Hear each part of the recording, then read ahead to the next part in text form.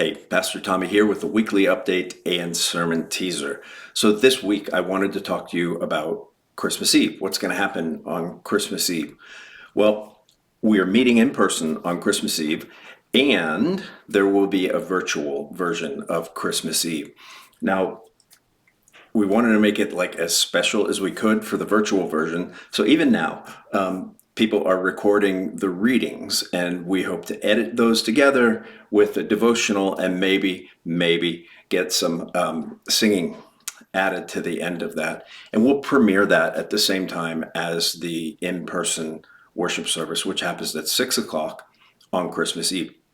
Now, the in-person worship service, we're going to be observing all the regulations put out by Governor Inslee, and you can find the link to the description of what those specifically are. But among the prohibitions that Governor Inslee has put out, at least until January 4th, is congregational singing. Because of this, we're going to be inverting our typical Christmas Eve service.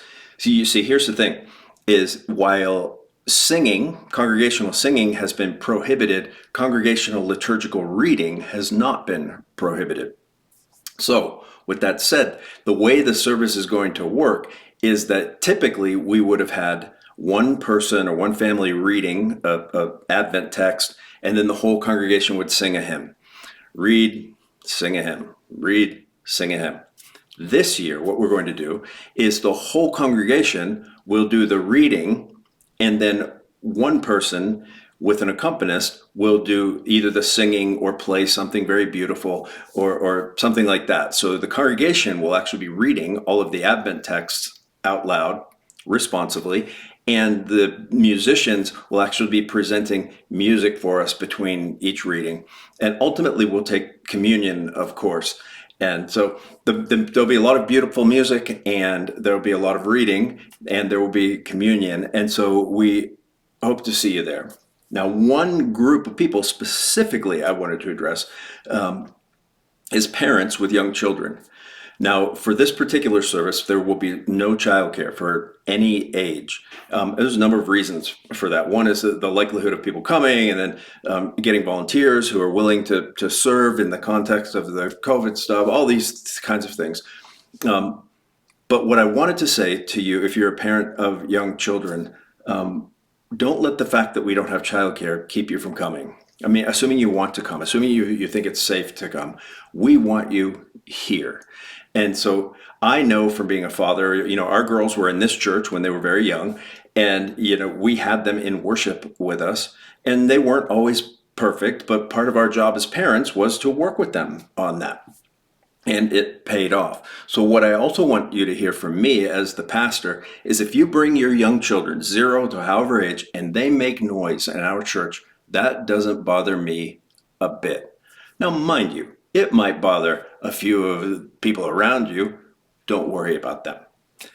It doesn't bother me a bit. It doesn't bother most people a bit. And I know you can feel self-conscious, like, oh, little Jimmy's making noise now. What do I do? If you feel self-conscious, if you're here and you think, okay, my baby has just crossed the threshold of noisiness, well, then we have the fireside room set up for just that purpose. There are tables in there, and they're socially distanced, so a family could sit at them. And so we want everyone to be there. And so whether you're able to come or not, we hope you have a great Christmas. That said, this weekend we will be looking at the light of the whole world from the Jesus Storybook Bible. And I'm not sure why they really named it that, because really what the story is about is the angel making an announcement to the shepherds in the presence of the Lord. That's something I think we miss, is it says that the glory of the Lord surrounded them all. And so I'm pretty excited about this text too. What's interesting, if you listen to last week's text, a lot of these texts I never really dove into, because you usually do them on Christmas Eve and they're usually for devotions. There's a lot of stuff in this week's text that I'm really excited about. I mean, even especially when the shepherds go down and they tell Joseph and Mary all the stuff that happened, that imagine Joseph and Mary being like, whew, like we were wondering if we were crazy. They're not. So I hope to see you this weekend as well on our virtual service. God bless you and have a great week.